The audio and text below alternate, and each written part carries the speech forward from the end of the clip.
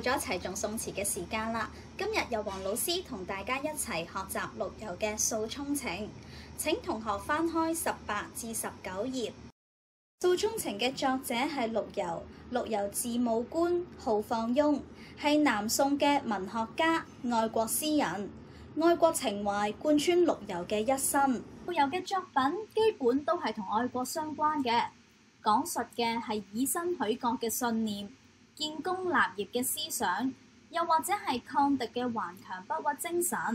咁點解陸游嘅作品都係同愛國相關嘅呢？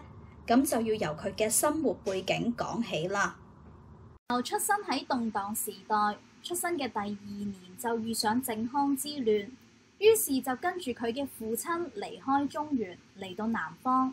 陸游細個嘅時候，經常見到父親同長輩談論國事，受到咗深深嘅影響，所以從兒時開始，陸游心中就有個願望，就係辭請沙場，報國殺敵。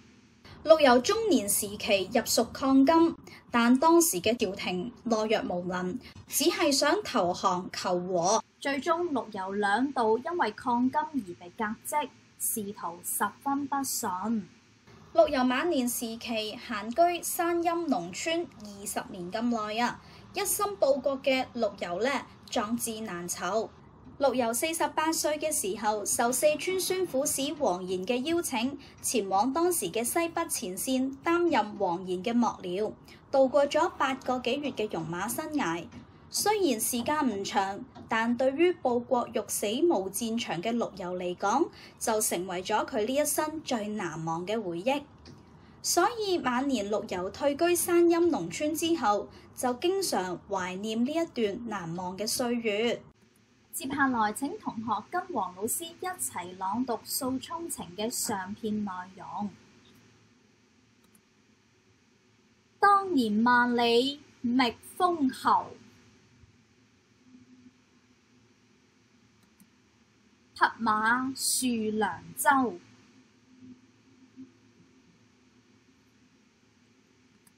關河夢斷何處？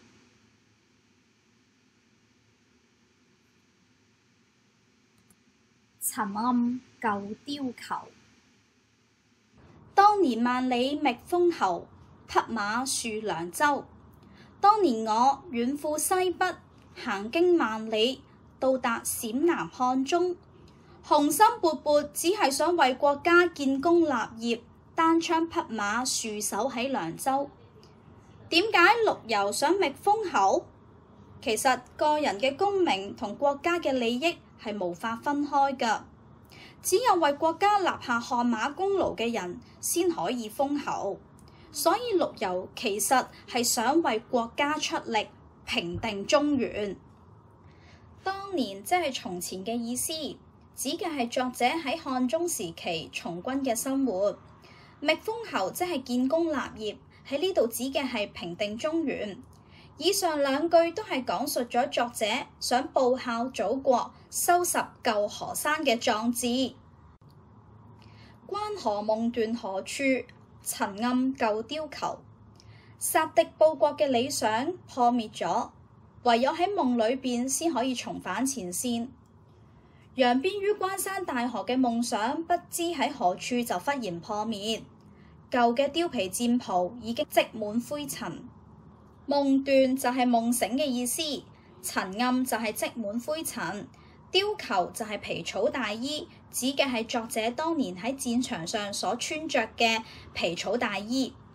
以上2句寫出咗陸游嘅報國之志難以實現，所以佢非常之悲痛，十分之失落。今日我哋就學到呢度，下個星期我哋再一齊學習《訴衷情》嘅下片內容啦。再見。